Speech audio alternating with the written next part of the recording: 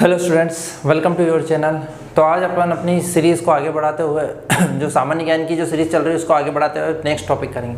देखिए, पिछला टॉपिक जो हुआ था हिमालय के महत्वपूर्ण तथ्य पे हुआ था, मतलब पूरा हिमालय उस पर कवर हुआ था, पर उसके ऑब्जेक्टिव अभी अपने को लगाना बाकी है। पर उसके ऑब्जेक्टिव बहुत ही कम मैंने निकाले हैं, तो बहुत कम हो रहे हैं, तो इसलिए मैंने सोचा है कि अब जो भारत की नदियाँ पढ़ाएंगे अपन, उसमें उसको पहले ले आएंगे ताकि दोनों साथ में हो जाए और मैं आपको पहले बता दूँगा, इससे आपका रिवाइज भी हो जाएगा। दूसरी बात, आगे आपको मैंने बोला था कि पुराने साल के पेपर कराने हैं, तो जस्ट उसका भी एक वीडियो आने वाला है जिसमें आपको पुराने साल के पेपर मिल जाएंगे और बिल्कुल एज इट इज़ पेपर जैसा ही उसका वो रहेगा, स्लाइड्स दिखेगी, तो आपको उसमें भी कोई प्रॉब्लम नहीं आएगी। तो आज का अपना टॉपिक है भारत की नदियाँ। और जैसा कि JR डिफेंस एकेडमी आपको रिटन क्लास की तैयारी कर रही है, तो अगर आपको हेल्प हो रही हो तो प्लीज़ लाइक शेयर और सब्सक्राइब कीजिएगा चैनल। तो चालू करते हैं आज का अपना सेशन। देखिए, पहली अपनी स्लाइड है भारत की प्रमुख नदियाँ। ठीक है, अब भारत की नदियाँ दो भागों में बटी हुई है, एक तो ऊपर हिमालय की नदियाँ और एक नीचे प्रायद्वीप की नदियाँ। मैं आपको पहले मैप में दिखा देता हूँ। देखिए, ये भारत का मैप है। अब ये जो है शायद आपको वाइट से वो हो रहा होगा, सही से आया नहीं है, ये क्लियर नहीं दिख रहा होगा।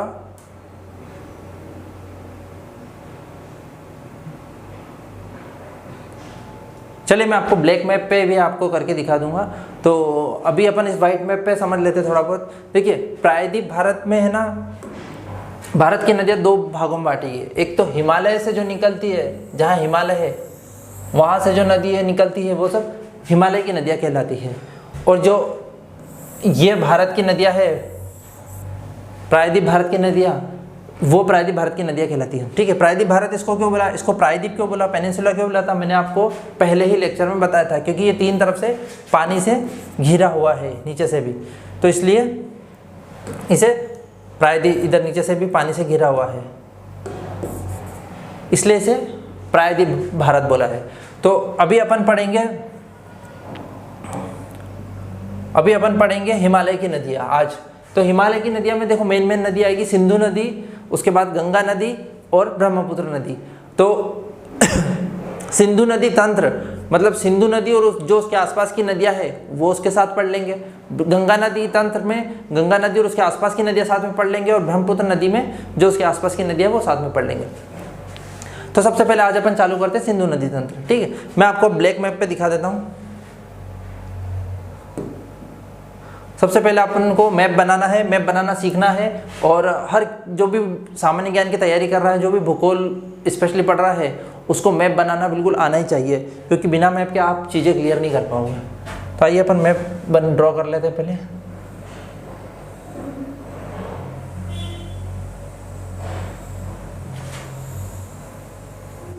अब अपन पढ़ रहे हैं हिमालय की नदियाँ। तो हिमालय की नदियाँ, जहाँ पर हिमालय है मेन अपना, वहीं से चालू होगी। ये हिमालय है अपना। ठीक है, तो हिमालय बिल्कुल ऐसा ही नहीं है, इसकी कुछ घाटियाँ यहाँ ऐसे पूरी फैली हुई है, आसपास भी थोड़ा इलाका में है, मतलब तो अपन हिमालय की नदियाँ पढ़ना चालू करते हैं। सबसे पहले मैं पेन बदल लेता हूँ नदियों पढ़ाने के लिए। अब हिमालय की नदी में आपको मैंने बोला तीन नदियाँ, सिंधु नदी तंत्र, गंगा नदी तंत्र, ब्रह्मपुत्र नदी तंत्र। तो सबसे पहले सिंधु नदी से चालू करते हैं। सिंधु नदी निकलेगी तिब्बत के मानसरोवर झील के पास से, बोखरचू एक हिमनद है, वहां से निकलती है। ठीक है, तो ये निकाल दिया अपन ने सिंधु नदी। अब ये कौन से केंद्र शासित प्रदेश में इंटर हो रही है, भारत में कहाँ से प्रवेश करती है, लद्दाख से। ये आपको याद रखना है कि लद्दाख में केंद्र शासित प्रदेश में बहते हुए ही है, फिर यह पाकिस्तान में चली गई और इधर अरब सागर में गिर जाएगी। ये है आपका अरब सागर, अरब सागर में मिल जाएगी सिंधु नदी। ठीक है, इसकी लंबाई याद रखने की आपको कोई ज़रूरत नहीं, बस इसकी अब मेन चीज़ याद रखनी है। एक तो ये यहाँ से निकली, इसको बोलेंगे मानसरोवर झील के पास से निकलेगी, एक ये चीज़ याद रखनी है। देखिए, मानसरोवर झील के पास से ब्रह्मपुत्र नदी भी निकलेगी, और मानसरोवर झील से थोड़ी सी आगे यहाँ एक राकसताल झील है, वहाँ से सतलज भी निकलेगी। तो आसपास बहुत सारी नदियाँ निकल रही है इसकी। तो अपनी ये नदी सिंधु नदी गई, मैं यहाँ लिख देता हूँ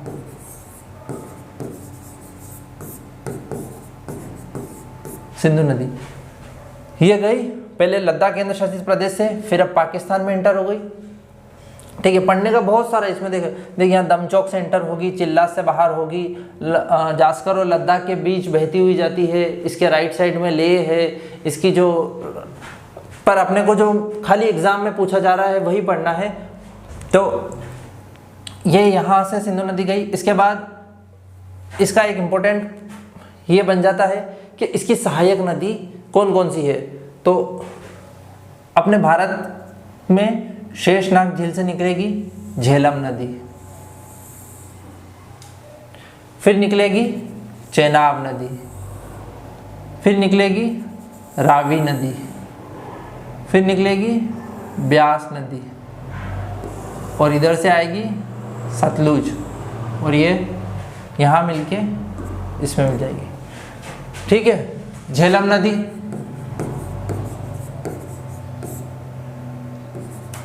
चिनाब नदी, रावी, छोटी सी जो है ये ब्यास है, और ये वाली सतलुज है। 5 नदियाँ इसकी इम्पोर्टेंट है। ठीक है, जो वाहिनी तरफ से इस साइड से इसकी भारत की है। अपने को भारत का भूगोल पढ़ रहे हैं तो पहले इसको इम्पोर्टेंट है पढ़ना। सबसे पहले झेलम नदी, देखो इसकी एक खास बात है, इसके किनारे पे वुलर झील है। झील मैं आपको अलग से करवाऊंगा, पर झील अभी आप सुन लीजिए, वुलर झील है, और वुलर झील भारत की सबसे ताजे पानी की सबसे बड़ी झील है। ठीक है, तो यहाँ पर से है वुलर झील, फिर इसके बाद ये पाकिस्तान में जाती है और चिनाब नदी से मिल जाती है। देखो सिंधु नदी की सबसे बड़ी सहायक नदी कौन सी है? चिनाब नदी। तो ये सब चिनाब में मिलती जाएगी, है ना। झेलम हो गई, फिर चिनाब निकलेगी बाड़ा लच्चा दर्रे से हिमाचल प्रदेश के, वो आपको याद नहीं रखना। उसके बाद रावी, ब्यास, देख इन सब नदियों में सिर्फ ब्यास नदी ऐसी है जो भारत में शुरू होके भारत में ही दूसरी नदी में मिल जाती है। उसके बाद एक इंपॉर्टेंट पॉइंट है कि जहाँ ब्यास और सतलज नदी का संगम होता है, मिलती है, वहाँ बना हुआ हरिके बैराज।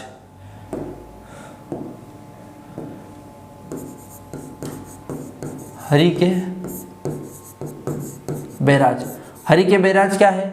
जहाँ पानी को रोका गया है, एक डैम जैसा बना हुआ रहता है, पर यहाँ बैराज से क्या होता है, एक नहर जैसा निकाली जाती है। तो यहाँ से नहर निकाली गई है राजस्थान के लिए, जिसका नाम है, फेमस है, इंदिरा गांधी नहर। ठीक है, यही आपको सिंधु नदी में पढ़ना है, इंपॉर्टेंट। तो चलते हैं अपनी स्लाइड्स के ऊपर। ठीक है, देखो मैं आपको मैप में बता देता हूँ। ये रही सिंधु नदी, ये गई ये यहाँ से, और ये पाकिस्तान में ये आगे यहाँ तक आएगी, क्योंकि ये जमीन है, पर यहाँ अरब सागर है, यहाँ पर आएगी ये। ठीक है, एक मिनट, ये इसको हटा देता हूँ पुराना, ताकि आपको, हाँ देखिए, यहाँ से निकलेगी सिंधु नदी, ये भारत से गई, लद्दाख में बही, और इधर से होती हुई सीधे यहाँ पर आ गई। फिर इसकी सहायक नदियाँ क्या होती है? मेन नदी है, उसके साथ जो नदी मिल जाती है उसको सहायक नदियाँ बोलते हैं। तो सिंधु के साथ यहाँ मिलेगी झेलम नदी, निकलेगी, यहाँ पर है वुलर झील जम्मू कश्मीर में, और ये बहते हुए यहाँ आ जाएगी। फिर चिनाब नदी निकलेगी, फिर वो बहते हुए यहाँ आ जाएगी, फिर रावी नदी, फिर ये सतलुज, ठीक है, और यहाँ पर निकलेगी ब्यास छोटी सी। अब जब ये झेलम, चिनाब, रावी, ब्यास, सतलज, ये 5 नदियाँ मिल जाती है एक जगह, यहाँ मिलने के बाद इनको पंचनद कहा जाता है। बस ये एक इंपॉर्टेंट पॉइंट है कि जो 5 नदियाँ मिल जाती है, 5 से आप पंचनद समझ सकते हैं। तो पंचनद नदी कौन सी कहलाएगी? जो झेलम, चिनाब, रावी, ब्यास, सतलज, 5 से मिलकर बनी होगी। और यह पाकिस्तान में कहाँ मिलती है? सिंधु नदी से। इस जगह का नाम क्या है? मिठानकोट।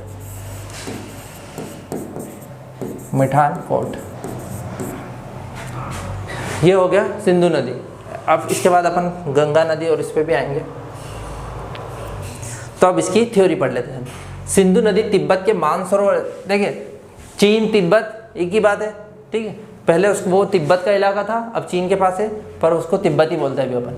सिंधु नदी तिब्बत के मानसरोवर झील के पास से निकलकर भारत के सिर्फ लद्दाख वाले क्षेत्र में से बहकर पाकिस्तान में जाती है, फिर अरब सागर में मिल जाती है। भारत में सिर्फ लद्दाख वाले क्षेत्र से जाती है। फिर है सिंधु नदी के दाएं तट पर लेह बसा हुआ है, ठीक है। जैसे ही वो लद्दाख में इंटर हुई, यहाँ लद्दाख में ये इंटर हुई, तो यहाँ काराकोरम, लद्दाख और जास्कर 3 श्रेणियाँ हैं। तो लद्दाख श्रेणी पे लेह शहर बसा हुआ है, तो वो इसके दाहिनी तरफ है। फिर सिंधु की सहायक नदियाँ हैं। अब इसकी सहायक नदियाँ जो मैंने आपको बताई है, झेलम, चिनाब, रावी, व्यास, सतलुज, यह 5 नदियाँ मिलकर पंचनद ही है, पंचनद कहलाती है। जब मिल जाएगी पांचों, पाकिस्तान में जाएगी उसके बाद। तथा यह नदियाँ पाकिस्तान के मिठानकोट में सिंधु नदी से मिलती है। कहाँ पर मिलेगी? मिठानकोट में सिंधु नदी से मिलती है।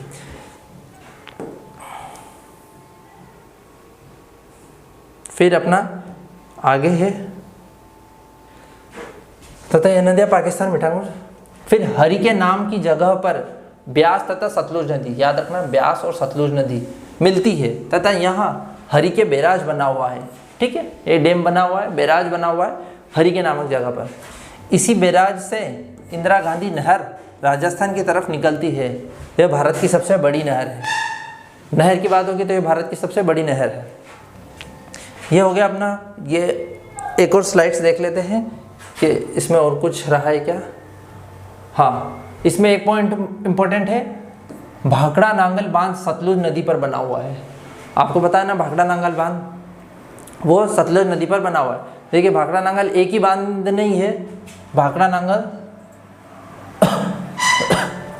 सॉरी 2 अलग अलग बांधों को भाखड़ा नांगल बांध बोलते हैं। उसके बाद अपनी गंगा नदी तंत्र। अब गंगा नदी तंत्र को भी एक बार अपन मैप में समझ लेते हैं, उसके बाद इसमें आते हैं।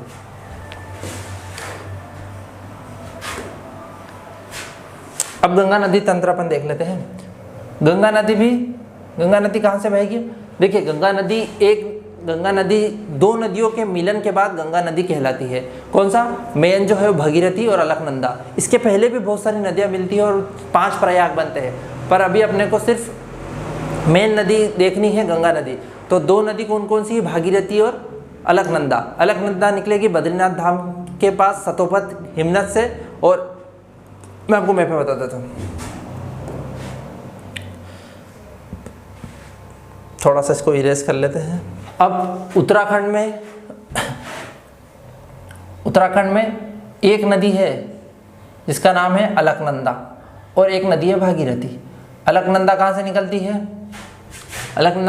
है? बद्रीनाथ में सतोपत हिमनद से, और भागीरथी कहाँ से निकलती है? गंगोत्री ग्लेशियर से, गंगोत्री हिमनद से। आप बोलते ना गंगोत्री यमुनोत्री, तो गंगोत्री यमुनोत्री एक हिमनद है। यमुनोत्री से यमुना नदी निकलेगी, गंगोत्री से गंगा। अब यहाँ पर हो गई भागीरथी और यहाँ हो गई अलकनंदा। अब ये दोनों जब मिल जाएगी, कहाँ मिलेगी? देवप्रयाग में। देवप्रयाग में मिलने के बाद ये गंगा नदी कहला जाती है। फिर इसके आगे चलती, फिर आता हरिद्वार। हरिद्वार के बाद अभी पहाड़ चल रही है हिमालय के, उसके बाद मैदान में प्रवेश कर जाती है। फिर ये आगे बढ़ते हुए उत्तर प्रदेश में जाती है। मतलब कौन कौन से राज्य इसने कवर करे? एक तो यूपी, एक उत्तराखंड से चालू हुई यूपी में गई, फिर बिहार में,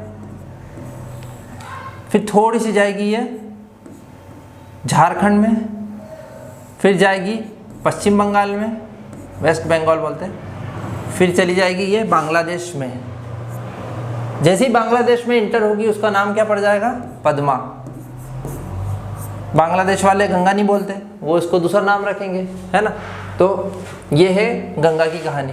अब यमुनोत्री हिमनद से निकलेगी यमुना नदी, और इलाहाबाद प्रयागराज है ना, एक ही जगह का नाम है दोनों, वहाँ पर मिल जाएगी यमुना नदी। अब इधर से एक मुख्य नदी है सोन नदी, वो भी पटना भागलपुर में जाके गंगा नदी से मिलेगी। ऊपर से आएगी कोसी नदी बिहार में, वो भी गंगा नदी में मिल जाएगी। तो ये हो गया गंगा नदी तंत्र। अब मैं आपको मैप में दिखा देता हूँ। ये रहा गंगा नदी तंत्र। ये गंगा नदी चली, ये उत्तर प्रदेश में आई, ये क्या है? प्रयागराज। और ये यमुना नदी इसके साथ साथ चलेगी, प्रयागराज में दोनों मिल जाएगी।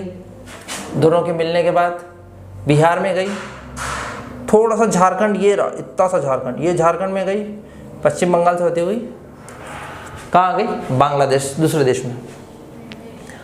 अब इसकी सहायक नदी एक इधर से मिलेगी सोन नदी, ऊपर से आ रही है कोसी रिवर, ठीक है, ये इसकी मेन, ये गंडक, घाघरा, कोसी ये भी है। बाकी अभी अपने को जो इम्पोर्टेंट है सिर्फ एग्जाम से वो पढ़ लेते हैं। ये हो गया गंगा नदी तंत्र। अब इसके ऊपर थ्योरी देख लेते हैं। गंगा नदी, भगीरथी जो कहाँ से निकलती है? गंगोत्री ग्लेशियर से, गंगोत्री हिमनद से। और अलकनंदा जो कहाँ से निकलती है? सतोपत हिमनद से, बद्रीनाथ में। का मिलन देवप्रयाग में होता है। देवप्रयाग में होने के बाद इनकी संयुक्त धारा गंगा नदी कहलाती है। ठीक है, उसके बाद गंगा की सहायक नदियां हैं गोमती, कोसी, यमुना, सोन आदि। यमुना, सोन, देखो कोसी को बिहार का शोक बोलेंगे और दामोदर नदी को कहाँ का? पश्चिम बंगाल का शोक बोलते हैं। तो गोमती, कोसी, यमुना, सोन आदि। फिर गंगा तथा यमुना उत्तर प्रदेश के प्रयागराज में मिलती है। ये बहुत फेमस पॉइंट है और ये बहुत इंपॉर्टेंट पॉइंट है कि दोनों प्रयागराज में मिलती है, क्योंकि यहाँ पर सिंहस्थ कुंभ का मेला लगता है। गंगा नदी पर पश्चिम बंगाल में फरक्का बैराज बना हुआ है। देखिए, जैसे कि अपने व्यास और सतलुज नदी पे देखा था कि एक फरक्का एक बैराज बना हुआ था जिसका नाम था हरिके बैराज। वहाँ से एक कैनल, नहर निकली हुई थी, इंदिरा गांधी नहर। सेम ऐसा यहाँ पर भी है कि गंगा नदी जब पश्चिम बंगाल में जाती है ना, तो वहाँ पर एक फरक्का बैराज करके बना हुआ है, बांध टाइप। ठीक है, बांध टाइप बना हुआ है। वहाँ से एक नदी निकलेगी, हुगली नदी, जो पश्चिम बंगाल में चली जाएगी और कलकत्ता उसी नदी के किनारे बसा हुआ है। तो ये भी इंपॉर्टेंट पॉइंट है कि फरक्का बैराज से हुगली नदी निकलती है। उसके बाद गंगा नदी को बांग्लादेश में पद्मा नदी बोलते हैं। ठीक है, ये पद्मा हो गया। गंगा नदी को बांग्लादेश में पद्मा बोलते हैं, ये भी इंपॉर्टेंट पॉइंट है। और ब्रह्मपुत्र को क्या बोलेंगे? जमुना। और जब ये दोनों मिल जाएगी तब मेघना। आगे आएगा, मैं आपको बता दूंगा। फिर कोसी नदी को बिहार का शोक कहते हैं। बिहार का शोक कहते हैं, क्यों कहते हैं? शोक मतलब दुखद चीज़, मतलब ये बिहार का शोक है। यहाँ बाढ़ और वो आपदा लाती है।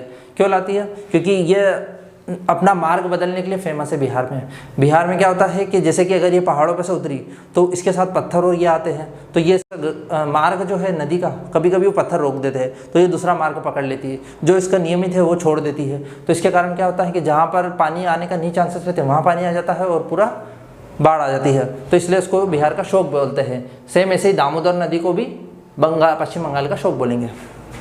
फिर गंगा नदी के किनारे बसे शहर है, देखो फेमस शहर है ऋषिकेश, हरिद्वार, प्रयागराज। ये आपको याद रखना है, क्योंकि ये आपसे अभी चल रहा है क्वेश्चन इसी टाइप के कि प्रयागराज कौन सी नदी के किनारे बसा है, हरिद्वार कौन सी नदी के किनारे बसा है, कानपुर, वाराणसी कौन सी नदी के किनारे बसा है। कानपुर, वाराणसी, पटना, ये सब जो बड़े बड़े शहर हैं ना वो अपन ने लिखे। ऐसे तो बहुत सारे छोटे मोटे, मिर्ज़ापुर है, साहिबगंज है, पर अभी जो अपन मेन इंपॉर्टेंट बात है उसकी कर रहे हैं। ठीक है, तो अभी आपको मैं ये इरेज करके थोड़ा सा और ऊपर कर देता हूँ जिससे आपको क्लियर दिख जाए। ये अगर आपने स्क्रीनशॉट नहीं लिया तो आप स्क्रीनशॉट ले लीजिए, इसका भी और ये इसका भी। ठीक है, तो ये हो गई अपनी गंगा नदी की भी बात। हो सकता है अगली स्लाइड में एक दो पॉइंट और हो तो अपन देख लेते हैं। छोटा सा पॉइंट और है, यमुना नदी के किनारे बसे शहर। जैसे गंगा नदी के किनारे बड़े बड़े शहर बसे ना, वैसे अपने देश की राजधानी नई दिल्ली यमुना नदी के किनारे बसी हुई है। आगरा, मथुरा जैसे शहर बसे हुए हैं। तो यमुना नदी के किनारे बसे शहर आगरा, मथुरा, नई दिल्ली। ठीक है, फिर गंगा नदी, अब मैंने आपको बताया था कि बांग्लादेश में, मैप पे चलते अपन, ये राज्य जो है, ये एक मिनट इसको हटा देता हूँ पुराना ताकि आपको दिक्कत नहीं हो समझ में। अब ये राज्य जो है, ये इसको लाल से बनाता हूँ मैं, ये दूसरा देश है। ये कौन सा है? बांग्लादेश है। तो यहाँ पर आएगी गंगा नदी और इधर से आ रही है ब्रह्मपुत्र नदी। दोनों नदी बांग्लादेश में मिल जाएगी। तो गंगा नदी को पद्मा बोल देंगे, ब्रह्मपुत्र नदी को क्या बोल देंगे? जमुना। और ये जब दोनों मिल जाएगी तो इसका नाम पड़ जाएगा मेघना। तो ये पॉइंट आपको याद रखना है कि गंगा को पद्मा बोलेंगे, ब्रह्मपुत्र को जमुना बोलेंगे बांग्लादेश में, और दोनों को मिल जाएगी तब नया नाम दे दिया जाएगा, तीसरा क्या? मेघना। तो चलते हैं अपनी स्लाइड पे।